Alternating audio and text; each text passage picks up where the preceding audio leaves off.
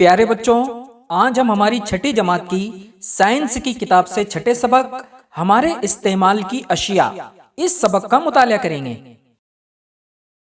बच्चों, इस तस्वीर में आपको तीन चीजें नजर आ रही हैं। इनकी एक खास शक्ल की वजह से हम पहचानते हैं कि ये कबाट है, ये मेज है और ये कुर्सी है। बच्चों, चीजें अशिया से मिलकर बनती हैं। आइए हम अशिया और चीजों का फर्क देखते हैं। अशिया खुर्दबीनी जर्रात से बनी होती हैं। चीजें अशिया से बनती हैं। चीजों की मखसूस शक्ल, उनके हिस्सों की खास बनावट होती है। इस बिना पर हम मुख्तलिफ चीजों को पहचानते हैं। मेज, कुर्सियां, अलमारी बनाने के लिए हम लकड़ी, फौलाद, प्लास्टिक का इस्तेमाल करते हैं। इन चीजों को बनाने के लिए दरकार मजबूती दर्ज बाला अशिया में होती है। इन अशिया को अपनी मर्जी के मुताबिक शक्ल में ढाला जा सकता है, यानी अशिया की खुसूसियात की बिना पर हम चीजें बनाने में इनका इस्तेमाल करते हैं। एक ही शय से कई चीजें बनाई जाती हैं। आइए इसकी कुछ मिसालें देखते हैं। कपास, कपास से हम कपड़ा, धागा, साड़ी, रुमाल, रजाई, गद्दा, तकिया वगैरह बना सकते हैं। लोहा, लोहे से हम तामीरात में इस्तेमाल होने वाली सलाखें, तवा, मोटर के मुख्तलिफ हिस्से, बिजली के खंभे, मेज, अलमारी वगैरह बना सकते हैं। एल्यूमीनियम, एल्यूमीनियम से हम बावर्ची खाने में इस्तेमाल होने वाले बर्तन, मोसिले बरकतार वगैरह बना सकते हैं। प्यारे बच्चों, हमारे इस्तेमाल की जितनी अशिया होती हैं वो दो तरह की होती हैं, कुदरती अशिया और इंसान की बनाई हुई अशिया। पहले हम कुदरती अशिया देखते हैं, जैसे चमड़ा, पटसन, ऊन, कपास, पानी, मिट्टी, धात वगैरह। लेकिन बच्चों, कुदरती अशिया भी दो तरह की होती हैं, हयाती अशिया और गैर हयाती अशिया। कुदरती अशिया में जो अशिया जानदारों से हासिल होती हैं उसे हयाती अशिया कहते हैं, जैसे चमड़ा, पटसन, ऊन, कपास वगैरह। इसी तरह से हवा, मिट्टी, पानी, धात ये कुदरती अशिया तो हैं, लेकिन ये जानदारों से हासिल नहीं होती है, इसलिए इसे गैर हयाती अशिया कहते हैं। अब हयाती अशिया को भी दो हिस्सों में बांटा जाता है, पहली हैवानी अशिया और दूसरी नबाती अशिया।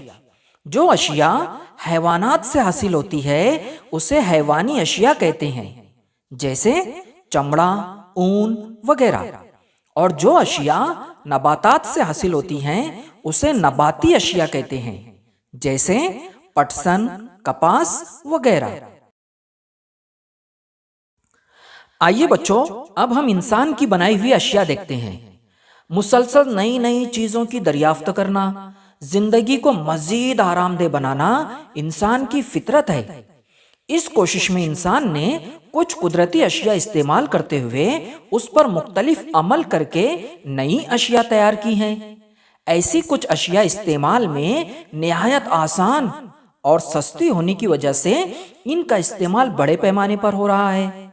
इंसान की बनाई हुई ऐसी अशिया की तादाद बहुत ज्यादा है, जैसे बारिश से हिफाजत के लिए कदीम जमाने में घास या टाट से बनी हुई इरले इस्तेमाल होती थी, बाद में छतरी इस्तेमाल होने लगी, अब रेनकोट का इस्तेमाल हो रहा है। बस्तों, कॉपियों के कवर के लिए प्लास्टिक का इस्तेमाल हो रहा है।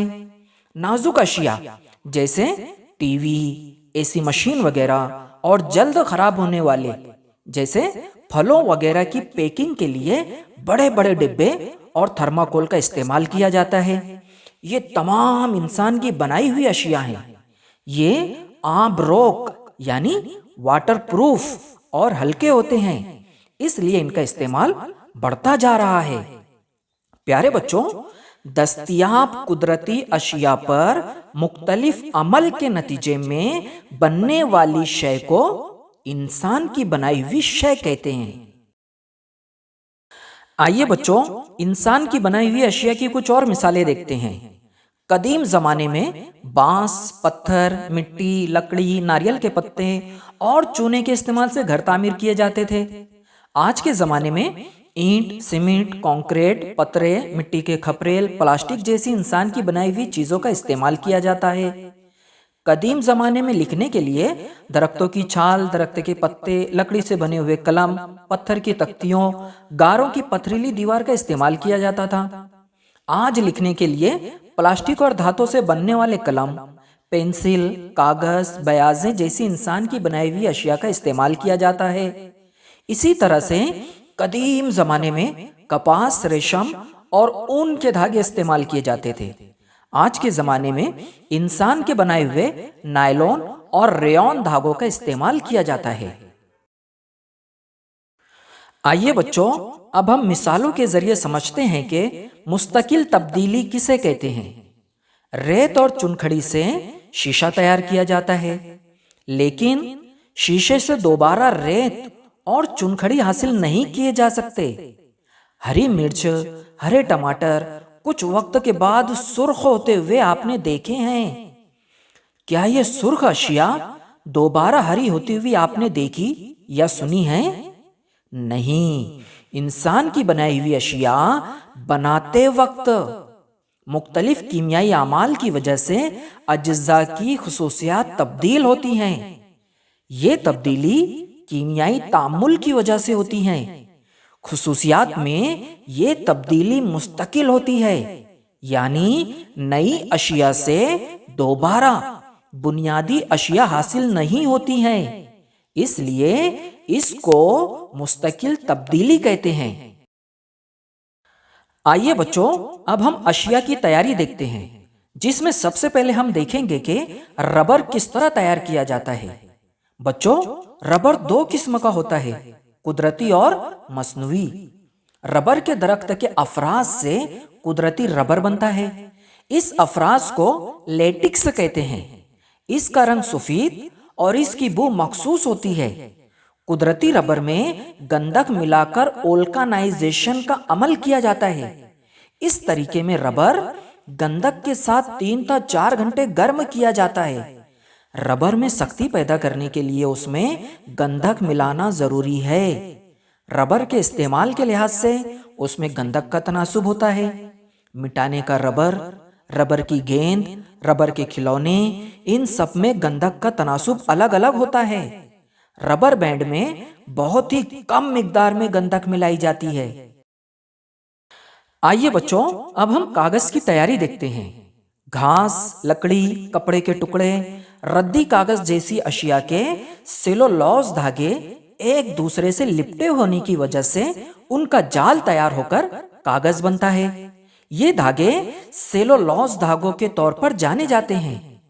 कागज बनाने के लिए सनोबर जैसे मखरूत नुमा दरख्तों का इस्तेमाल होता है। इन दरख्तों के तनों की छाल निकालकर उनके बारीक टुकड़े और मखसूस कीमियाई मादों का आमेजा काफी अरसे तक भीगने के लिए रखा जाता है, जिसके नतीजे में उसकी लुगदी तैयार होती है। कीमियाई अमल होने पर उस लुगदी का रेशेदार मादा अलग होता है। उसमें कुछ रोगनियात मिलाते हैं। उसे रूलर से गुजारने पर लुगदी आगे बढ़ती है और खुश्क होकर कागज की शक्ल में लिपटती जाती है। तो बच्चों, इस तरह से हमारा कागज तैयार होता है। आइए बच्चों, अब हम मसनूई धागों की मालूमात हासिल करते हैं। कदीम जमाने में कुदरती धागों से बनने वाली तकरीबन तमाम चीजें आजकल मसनूई धागों से बन रही हैं। नायलॉन, रेयॉन, टेरिलीन, एक्रेलिक जैसे मसनूई धागों और उनसे बनने वाली कई चीजें हम इस्तेमाल करते हैं। सबसे पहले हम नायलॉन धागे की मालूमात हासिल करते हैं। इस धागे की इजाद न्यूयॉर्क और लंदन में एक ही वक्त में हुई, इसलिए न्यूयॉर्क का NY और लंदन का LON, इन हुरूफ को मिलाकर नायलॉन का लफ्ज तैयार हुआ। नायलॉन के धागे चमकदार, मजबूत, शफाफ और आब रोक यानी वाटर प्रूफ होते हैं। लिबास, मछली का जाला, रस्सी वगैरह बनाने में इसका इस्तेमाल होता है। आइए बच्चों, अब हम रेयॉन धागे की मालूमात हासिल करते हैं। कपास और लकड़ी की लुगदी को सोडियम हाइड्रो ऑक्साइड नामी मुरक्कब में हल किया जाता है। حاصل ہونے والے محلول سے مختلف مشینوں کا استعمال کر کے دھاگے تیار کیے جاتے ہیں۔ یہ دھاگے مضبوط اور چمکدار ہوتے ہیں، اس لیے انہیں مصنوعی ریشم کہتے ہیں۔ ریون کا مطلب ہے سورج کی کرنوں کی طرح چمکدار۔ آئیے بچوں، اب ہم ڈیکرون، ٹیریلین اور ٹیرین دھاگوں کی معلومات حاصل کرتے ہیں۔ معدنی تیل کے ذریعے حاصل ہونے والے مختلف ہائیڈرو کاربن اشیاء پر پولیمرائزیشن کا عمل کرنے کے بعد تیار ہونے والے محلول کو باریک چھلنی میں رکھ کر دباتے ہیں۔ اس طرح تیار ہونے والے ریشے ٹھنڈے ہونے پر ان کا ایک مکمل اور لمبا ریشہ بنتا ہے۔ اس ریشے کو پیچ دے کر دھاگا بناتے ہیں۔ مختلف کیمیائی اشیاء استعمال کر کے الگ الگ خصوصیات کے دھاگے بنائے جاتے ہیں۔ انہی دھاگوں کو ڈیکرون، ٹیریلین اور ٹیرین جیسے مختلف نام دیے گئے ہیں۔ آئیے بچوں، اب ہم مصنوعی دھاگوں کی خوبیاں اور خامیاں دیکھتے ہیں۔ پہلے ہم خوبیاں دیکھیں گے۔ نمبر 1، یہ دھاگے بڑے پیمانے پر بنائے جا سکتے ہیں۔ نمبر 2، ان دھاگوں کی قیمت کم ہوتی ہے۔ نمبر 3، یہ دھاگے بہت زیادہ مضبوط ہوتے ہیں۔ نمبر 4، لمبے عرصے تک استعمال کیے جا سکتے ہیں۔ نمبر 5، آب روک ہونے کی وجہ سے بھیگتے نہیں، ان پر سڑنے گلنے کا عمل نہیں ہوتا، یہ جلد سوکھ جاتے ہیں۔ نمبر 6، ہلکے ہوتے ہیں اور ان کے استعمال میں سہولت ہوتی ہے۔ نمبر 7، چمکدار ہونے کی وجہ سے شخصیت میں نکھار پیدا ہوتا ہے۔ نمبر 8، ان دھاگوں سے بنے کپڑوں پر شکنیں نہیں پڑتی اور ان کے دھاگے کھنچتے بھی نہیں۔ اب ہم مصنوعی دھاگوں کی خامیاں دیکھتے ہیں بچوں۔ نمبر 1، آب روک ہونے کی وجہ سے جسم کا پسینہ جذب نہیں ہوتا۔ نمبر 2، ان دھاگوں کے لباس مسلسل استعمال کیے جائیں تو جلد نم رہنے سے جلدی بیماریاں ہونے کا امکان رہتا ہے۔ نمبر 3، گرما میں ان دھاگوں کے کپڑوں کا استعمال تکلیف دہ ہوتا ہے۔ نمبر 4، یہ دھاگے فوراً آگ پکڑتے ہیں۔